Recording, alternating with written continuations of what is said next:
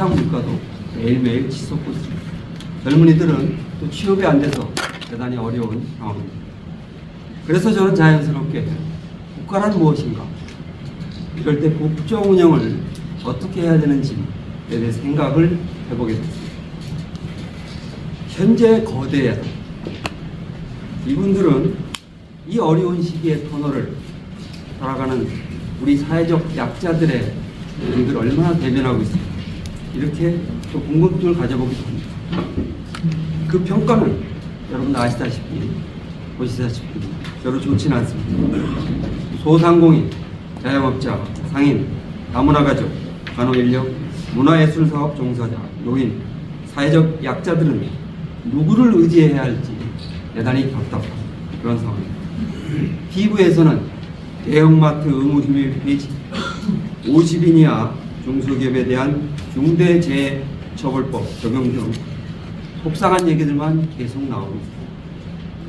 또 한편으로는 정치적으로 제3지대 얘기가 많이 나오고 있어요. 개혁 모식이라는 그런 당들이 많습니다. 여러 당이 있다 보니까 제1호 정책 공약도 나옵니다.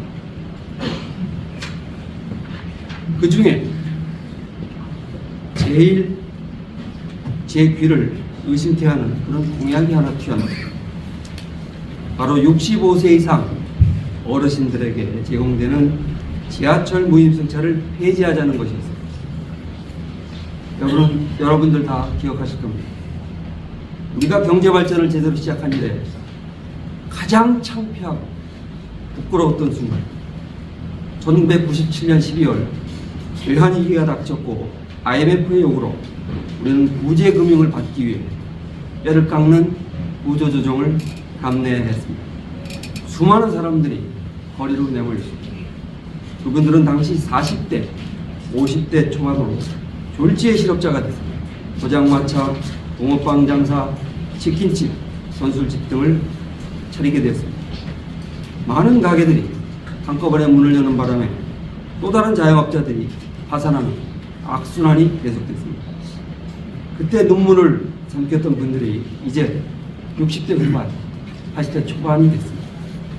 아이들을 굶기지 않기 위해 닥친 대로 일어나 가슴은 그을리고 몸 상태는 걸음처럼 변해버렸습니다.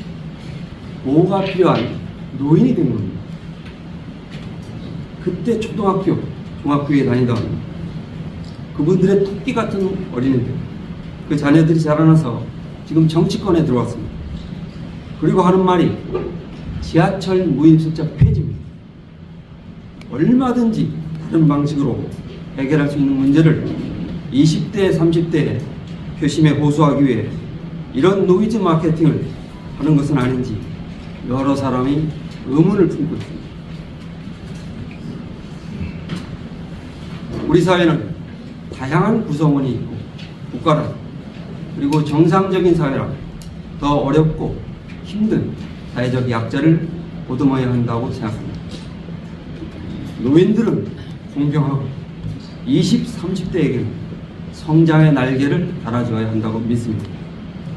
나라 경제가 총체적인 위기 상황에 있는데 부자 감세, 부동산세 인하, 금융투자세 폐지는 또 누구를 위한 겁니까? 눈을 감고 생각해 봅시다. 이 나라가 누구의 나라입니까? 일제강점기에도 빼앗긴 나라를 되찾기 위해 발버둥 친 것은 가난한 농민, 오부상 같은 민초, 백성들로 구성된 의병들이었습니다. 해방 후에도 우리 경제는 소수의 위대한 기업과 많은 근로자, 소상공인, 중소기업들이 떠받쳐왔습니다. 지금도 마찬가지입니다. 정치인과 검사, 공무원들은 나라를 이끌기 위한 도구이자 수단이지 절대 주인이 아닙니다. 과거에 군인들이 나라를 주물렀듯이 지금 다시 엉뚱한 사람들이 국민들 위해 군림하고 있습니다. 이런 역배열의 모순을 당장 바로잡아야 합니다. 우리나라가 건전한 사회, 공정과 상식이 통하는 사회, 따뜻하고 행복한 공동체가 되려면 소상공인이나 노인과 같이 사회적 약자를 배려하고 대변하는 정책 정당이 꼭 필요합니다. 이런 이유 때문에 저는 정치에 말을 드리게 됐습니다. 혹자는 이야기합니다. 잘해야 의원 몇 명일 텐데 무슨 일을 할 수 있겠냐. 그러나 세계적으로 보아도 한국과 미국만이 답답하고 폐쇄적인 양당제에 갇혀서 꼼짝 달싹 못하고 있고 저주와 야유가 난무하는 가운데 공정과 상식이 사라졌습니다. 여러분, 앞서 말씀드렸듯이 제3지대가 열리면, 아니 제대로 열리면 제3지대의 여러 정당들이 스윙 보토로서 정책의 균형초가 될 수 있습니다. 유럽 대부분의 나라들이 그렇게 하고 있습니다. 대통령제의 프랑스나 의원 내각제의 독일도 마찬가지입니다. 그러면서도 선진 경제를 이룩하고 강력한 공동체를 유지하고 있습니다.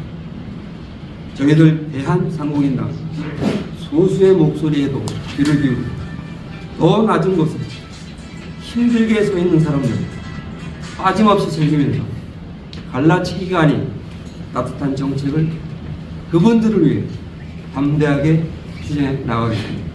그리하여 상공인들을 포함한 이 땅의 모든 약자들과 함께 행복한 공동체, 진짜 공정과 상식이 통하는 사회를 만들어 나가는데 두려움 없이 앞장서겠습니다. 여러분들의 많은 성원과 지지를 부탁드립니다. 감사합니다.